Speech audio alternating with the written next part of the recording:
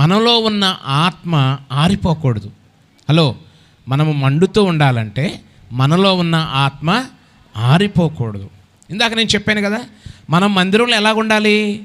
యెహోవా మందిరంలో నాటబడిన వారై వారు దేవుని ఆవరణములో వర్ధిల్లుతారు. కలుపు మొక్కల్లాగా ఉండకూడదు.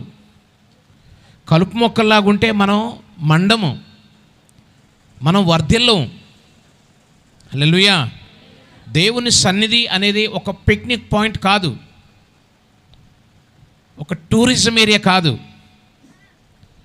దేవుని సన్నిధిలో ఆయన సంచారం ఉంటుంది, ఆయన ప్రసన్నత ఉంటుంది, ఆయన వాక్యము ద్వారా మనతో మాట్లాడుతూ ఉంటారు.